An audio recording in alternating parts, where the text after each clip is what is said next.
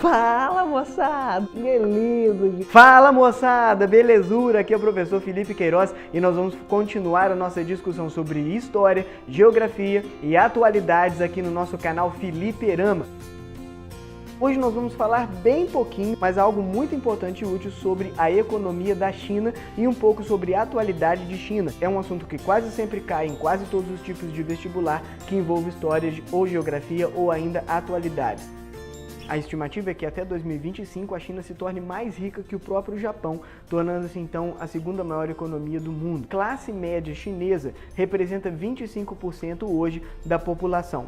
Ué, mas como assim? Será que isso é muito? Será que isso é pouco? Só no Brasil você tem 206 milhões de pessoas. Já na China você tem 1 bilhão e 300 milhões de pessoas. Isso é gente pra caramba. Então você tem que entender que na China você tem só 1 bilhão e 100 milhões de pessoas, mais ou menos, a mais que no Brasil. E essa classe média chinesa, representando 25% da população, representa mais ou menos 300 milhões de pessoas. Isso significa que a China tem mais gente na classe média do que o Brasil tem no número total de habitantes.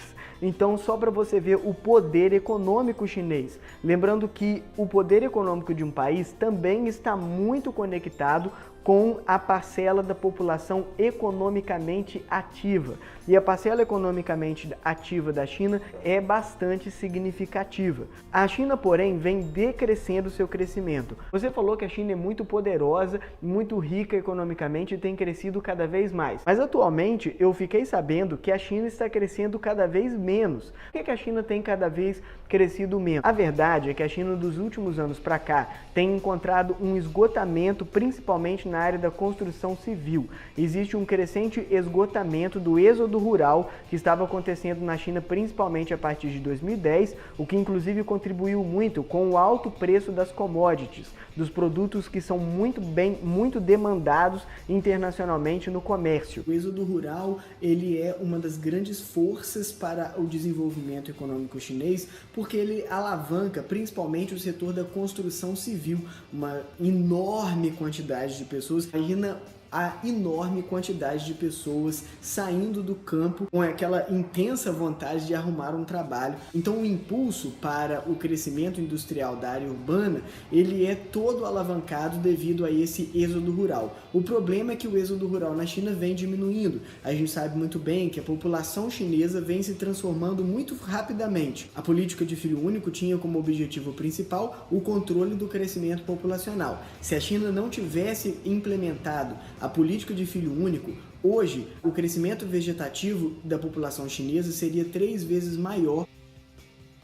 Então a política de filho único realmente foi eficiente. Ela evitou que o crescimento vegetativo chinês hoje fosse 3 vezes maior do que já é. Então o êxodo rural decaindo na China, também há um decréscimo bastante importante no setor de construção civil e uma desaceleração econômica da China. Então, a partir de 2010, o crescimento chinês foi nas alturas. A China, inclusive, ultrapassou os Estados Unidos, por exemplo, como principal parceiro econômico do Brasil. Só para você ter uma ideia do impacto. Significa que quando a China vai bem no comércio, ela carrega nas costas o mundo inteiro. Quando a China decresce o seu crescimento, porém, ela também arrasta muita gente. É o que aconteceu quando o preço das commodities abaixou. Uma das questões mais importantes das atualidades é que o preço das commodities, desses produtos muito demandados internacionalmente, e são na maioria deles produtos de baixo valor agregado, como petróleo, minério de ferro, soja e outros grãos, tem-se na atualidade que o preço dessas commodities está realmente cada vez mais baixo. E isso prejudica muitas economias, principalmente do Brasil, que é um dos maiores exportadores de commodities do mundo. Todo esse movimento da atualidade está realmente diretamente conectado com a economia chinesa. A economia chinesa tem demandado menos commodities do que tinha demandado até então. Hoje, o crescimento econômico da China tem muito a ver com o esgotamento do êxodo rural e outros fatores econômicos que estão ameaçando, de certa forma, a potência do crescimento econômico chinês. A China vem atualmente com novos projetos para reformular a sua economia.